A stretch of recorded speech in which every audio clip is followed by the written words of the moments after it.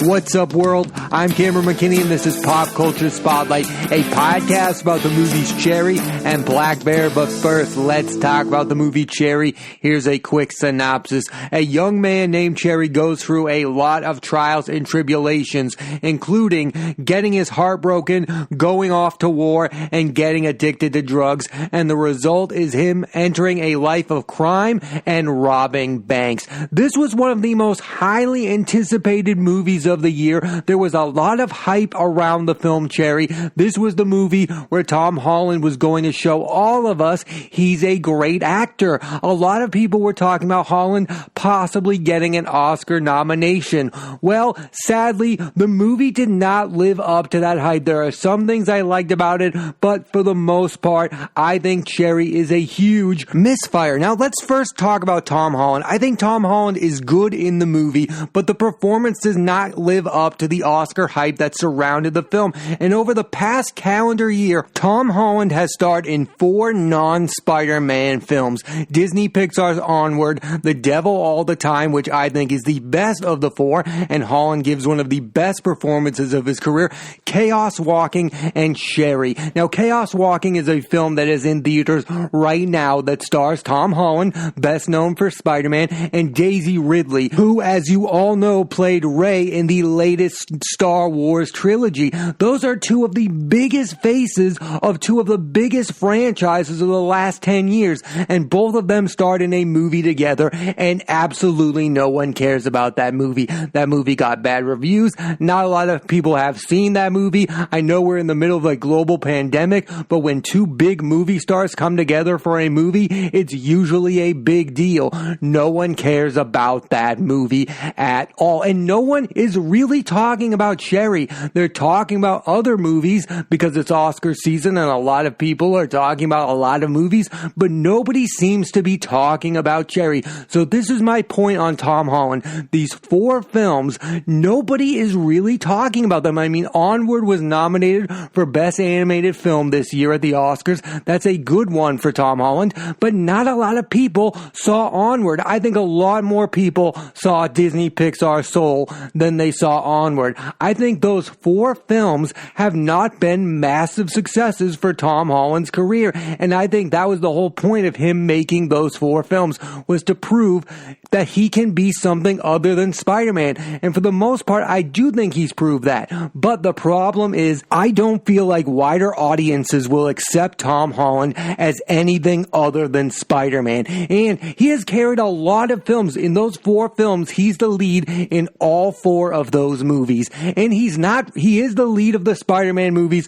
but there's always someone there with him. There's a Robert Downey Jr., there's a Jake Gyllenhaal, there's a Zendaya. In some of these films, like Cherry, he is asked to carry the load. And while he is popular, not a lot of people gave those movie chances because they're not big-time Marvel movies.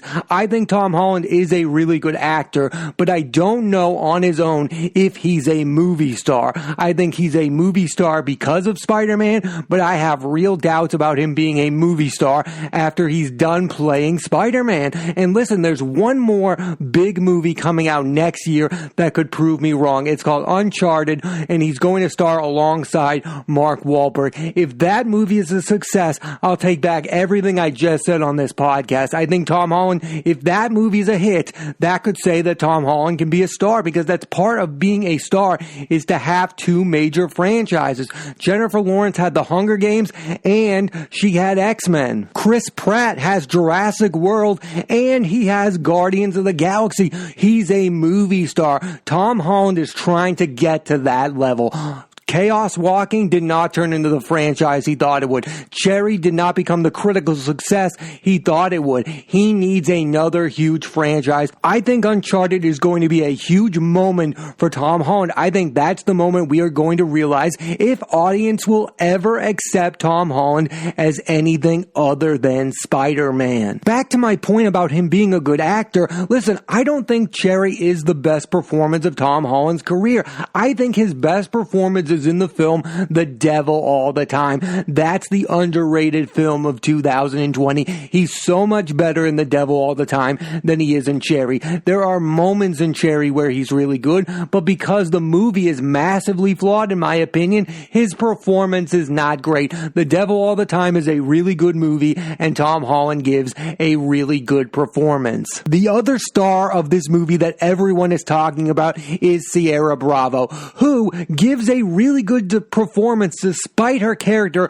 not being given an interesting arc. I think it is extremely impressive to give a breakout performance in a not so great movie, and that's what she does. Like, it's really hard to stand out in a movie that's not going very well, but somehow she gets the job done. She has really good chemistry with Tom Holland. I think you could argue she's better in this movie than he is. Her arc is boring, yet she's interesting. If she was given a proper character, I think we would be talking about her as a possible Oscar candidate. I'm definitely interested in where her career goes from here, because in my opinion, Ciara Bravo gives the best performance in Cherry. The directors of Cherry are Joe and Anthony Russo, who have become two of the biggest directors of blockbusters in modern times because of their work on the Marvel films. They directed Captain America and the Winter Soldier, Captain America Civil War, Avengers Infinity War and Endgame, and now their strategy seems to be to work with those same Marvel stars on other projects. They worked with the late great Chadwick Boseman on 21 Bridges. They worked with Chris Hemsworth on Extraction. Now they're working with Tom Holland and Cherry, and they are currently working with Chris Evans on their next film, The Gray Man, which will also co-star Ryan Gosling. I mean, that's a really good strategy, because with Marvel, they got to work with some of the best actors on planet Earth, and now they are continuing to work with those actors on other projects. My overall thoughts on the Russo brothers is they are tremendous directors when it comes to the action genre. Captain America and the Winter Soldier is one of the best Marvel films of the past decade. It is a tremendous film. It is the best film of the Captain America franchise. Civil War is one of my favorite Marvel films, and of course, I, like most people, really enjoyed Infinity War and Endgame. And listen, I think they are top-notch blockbuster directors. My issue, and where I lack confidence in them, is when it comes to drama. Like, they're not Steven Spielberg, they're not Martin Scorsese, and they're not Quentin Tarantino. If the film is not action-packed, I don't think the Russos are the right directors, and that's why for Cherry, they were just not the right directors for this film. This isn't the type of movie I want them to direct moving forward. Let me put it to you this way. In those Marvel movies, you can get away with a flimsy plot because it's action-packed and it's a spectacle. But in a movie like Cherry, that's all about the plot and it's not action-packed, I think you need a different type of storyteller. And Cherry definitely could have used different types of directors. But absolutely sign me up for their next film, The Gray Man, which they are also hoping that turns into a franchise. I mean, these guys have had tremendous amounts of success. The Gray Man will star Ryan Gosling along with Chris Evans. Ana de Armas is going to be in that movie, and Extraction, their film with Chris Hemsworth, is also probably going to get a sequel. They are great at making those action-packed blockbusters. Just stick to that, because Cherry, I think, is a misfire for them as directors. Here are my main issues with Cherry as a movie. First off, I have this issue with a lot of movies that I don't like. This movie lacks a consistent tone. Sometimes it's funny and ridiculous, and at other times it takes itself ridiculously way too seriously. And another issue I have is the movie is trying to be 3 different kinds of movies. It's a love story, it's a war film, it's a crime movie. They should have picked one of those genres and stuck to it, because it's way too many things. This movie did not deserve to be 2 hours and 20 minutes long because it didn't know what it wanted to be. I'm okay with watching a movie for 2.5 hours.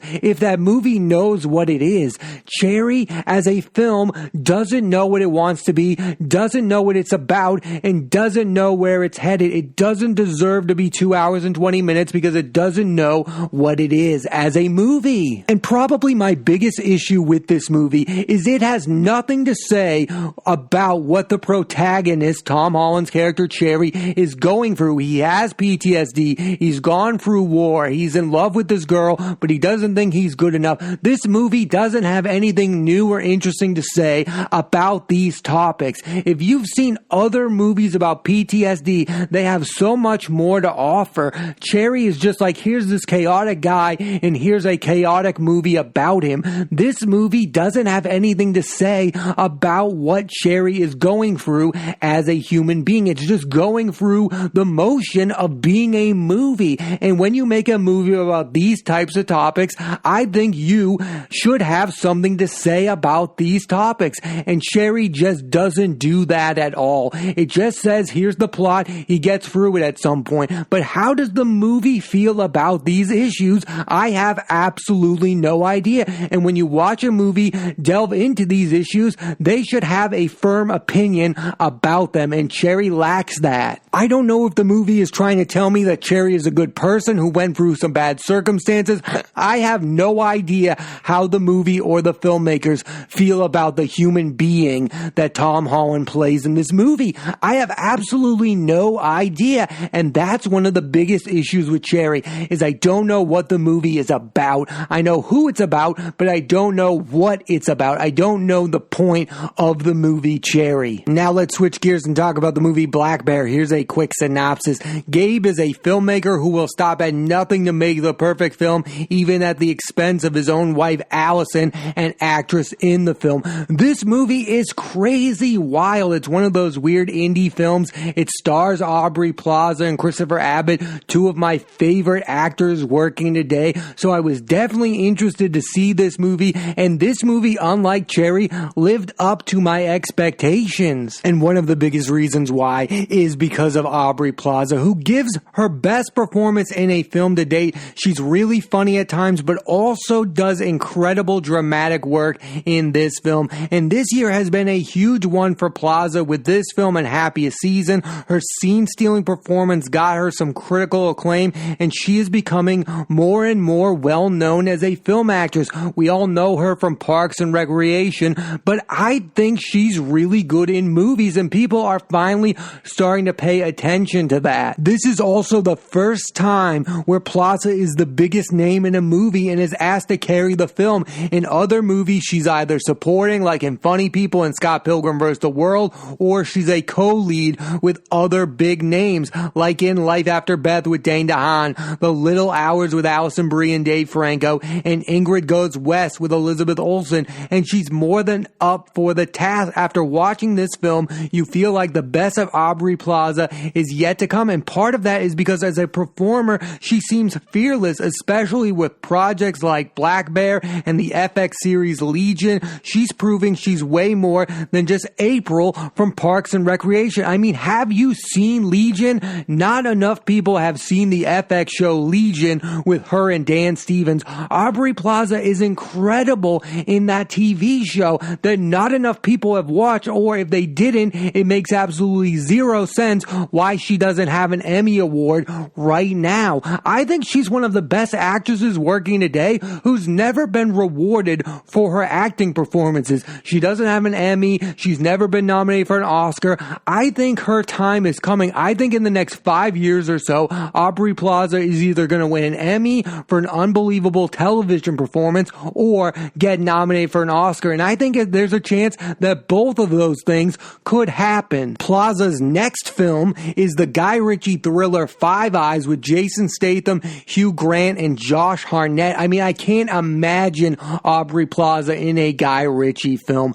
Give me that movie immediately. I'm not the biggest Jason Statham fan, but I do really like his work with Guy Ritchie. The other star of Black Bear is Christopher Abbott, who, in my opinion, has become the best actor that not enough people have heard of. He's given unbelievable performances in movies like Hello, I Must Be Going, It Comes at Night, and James White, and in the miniseries Catch-22. And in 2020, he had a great year with this film and the sci-fi horror film Possessor, which I talked about on a previous podcast. The fascinating thing about Abbot is it seems like he does not want to be the boring lead of a big-time studio film. You can see it in his choices. He mostly makes indies. The only big movie he's ever appeared in is in Damien Chazelle's First Man in a supporting role. It feels like he is fighting stardom in a way since he quit the hit HBO show Girls. He wants to make interesting movies and he doesn't care if they are popular. And for that alone, I'm a huge fan of this guy.